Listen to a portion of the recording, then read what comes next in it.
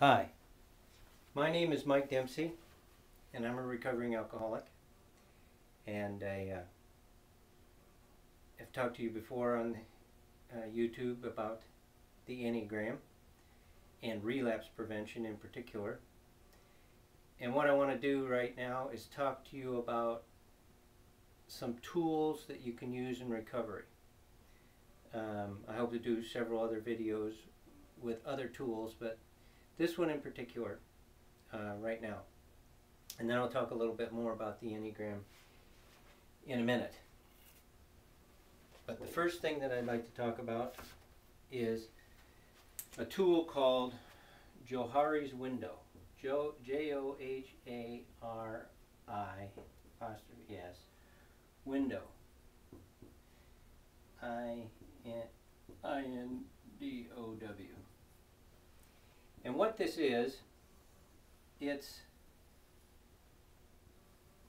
as if you had a window with 4 panes of glass in it.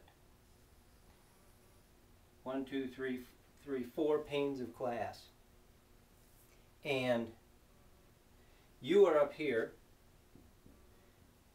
and other people are over here, looking into these panes of glass. Others can see into this pane of glass, and you can see into this pane of glass. And what both of you see in this pane of glass about you is general knowledge stuff. Color of hair, lack of hair. But anyways, height, complexion, etc., etc. Common knowledge things about you that others see and you know about yourself. But in this window over here, others can't see past this divider into this pane of glass. So what's in here is what you know about you, and basically are things that you probably shouldn't tell other people. Yeah, probably shouldn't tell other people. But things that you know about yourself that you just not, other people aren't aware of. Okay. Now, down here in this pane, you can't see past this divider, and so this is what other people know about you that you don't.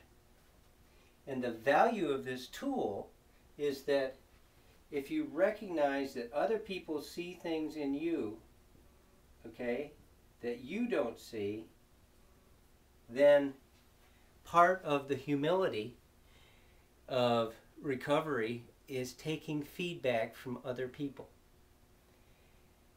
You have to be careful about how you do this and who you do it with, because they need to be people who are sincerely interested in your goals in life, what you're trying to accomplish by becoming sober, staying sober.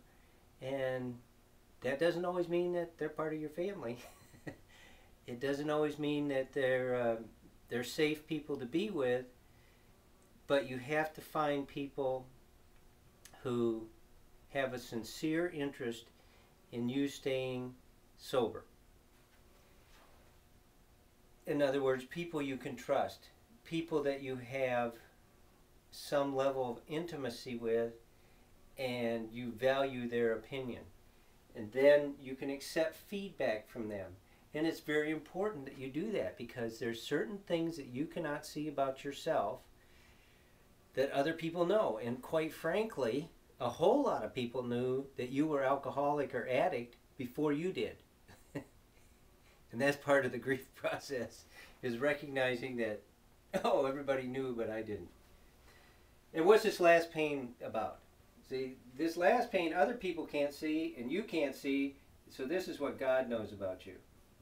This is what God knows. This is your purpose in life. You don't really probably discover this until you actually die and go wherever you're supposed to go. But hopefully somewhere along the line you sort of get a feel for what you're here for. Quite frankly, you probably really never do. But anyways, because one of my favorite sayings comes from the Bible, and it's from St. Paul. And he says, the wisdom of man is absurdity to God. So, no matter how smart we think we are, God is just chuckling at us most of the time. Probably all of the time, as a matter of fact. But anyways, God, this is what God knows about you. You will probably find out till the appropriate time. And nobody else knows about you also. And Johari's window is kind of an interesting, I mean, it sounds sort of exotic, doesn't it? Sort of Middle Eastern, maybe. Well, actually what it is there were two guys named Joe and Harry that came up with it. And so they decided to call it Johari's window. Nevertheless, it is a good tool. And it is a good revelation, I hope, that helps you understand why you need to accept feedback from other people. Because other people see things in you that you don't see in you. And so,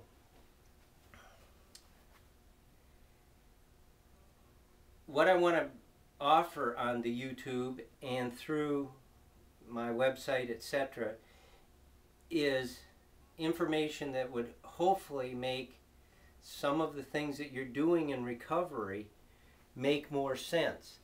And the most important thing, and I will harp on this ad nauseum, is the Enneagram. This is a tool, and in my sobriety it's been the most important tool because it creates not only awareness about myself but awareness about others, helps me deal with other people. I have more tolerance for other people because I understand where that they view the world differently than me and where they come from, and that their pain is different than mine. And no matter, and here's another thing that seems to happen in meetings a lot, is people will not share because they don't feel that their story is quite as catastrophic or bad as the other guy. You know, the guy that was sleeping under the bridge, or the guy who, God forbid, had a DUI and injured somebody, or maybe even killed them. But the thing is that just because those people went through those kinds of events and had that kind of pain in their life, it doesn't mean that your story is any less important or any less painful to you than theirs is to them. So anyways, I would encourage you to get more information on the Enneagram. Visit my website, relapsesafe.com. I have an article on there about newsletter that I'm going to do, an online newsletter that I'm going to do on the website about grief, and I'll talk more about grief on one of these little videos, but in grief in relation to the recovery process. And so what I'm trying to encourage people to do through these YouTube videos is to get more information and hopefully get this information and discover more about yourself and feel more comfortable in your own skin. So again, I would ask you to take time to check out the website, relapsesafe.com, and look for the next time I take the time to make one of these little videos. Thanks very much.